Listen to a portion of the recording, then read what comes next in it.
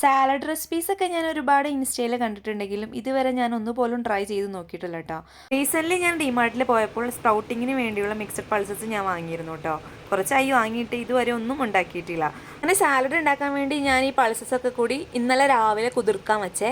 വൈകുന്നേരം ഞാൻ അതൊരു തണുത്ത ഇതിലേക്ക് മാറ്റിയിട്ട് ഒരു തണുത്ത ടർക്കിയിലോട്ട് മാറ്റി പൊതിഞ്ഞു വെച്ചു. പിന്നെ പിറ്റേന്ന്, അതായത് ഇന്ന് വൈകുന്നേരമാണ് കേട്ടോ ഞാൻ എടുക്കുന്നത്. അപ്പോൾ അത്യാവശ്യം നല്ല മുളച്ചൊക്കെ വന്നിട്ടുണ്ടായിട്ടോ. പിന്നെ ഞാൻ എൻ്റെ കയ്യിലുണ്ടായിരുന്ന കുക്കുംബർ, ക്യാരറ്റ്, ഒരു സവാള, ഒരു ചെറിയ തക്കാളിയൊക്കെയാണ് എടുത്തിട്ടുള്ളത്. ഇതൊക്കെ കൂടി ചെറുതായിട്ട് ഞാൻ അരിഞ്ഞെടുത്തേ. പിന്നെ ഞാൻ നാരങ്ങ കൂടി എടുത്തിരുന്നു, പക്ഷെ ഞാൻ ഉപയോഗിച്ചിട്ടില്ല കേട്ടോ. കാരണം നമ്മൾ ഡ്രസ്സിങ്ങിന് വേണ്ടി ഉപയോഗിക്കുന്ന സംഭവത്തിൽ നമ്മൾ പാൽ ഉപയോഗിക്കുന്നുണ്ട് കേട്ടോ.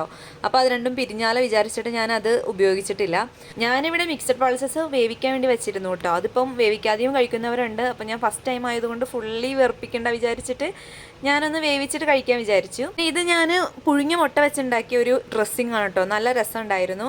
ആ ഡ്രസ്സിങ് ഉള്ളത് കൊണ്ടാണ് നമുക്ക് ഇതേപോലത്തെ സാലഡ്സ് ഒക്കെ കഴിക്കാൻ പറ്റുന്നത് എനിക്ക് നല്ല മനസ്സിലായിട്ടോ. പിന്നെ കുറച്ച് കുരുമുളക് പൊടിയും ആവശ്യത്തിന് ഉപ്പും ചേർത്തിരുന്ന് ഞാൻ നല്ല രീതിയിൽ മിക്സ് ചെയ്തെടുക്കുന്നുണ്ട്. ഡയറ്റൊക്കെ നോക്കുന്നവർക്ക് അടിപൊളിയാണ് കേട്ടോ. എല്ലാവരും ഒന്ന് ട്രൈ ചെയ്ത് നോക്കുക.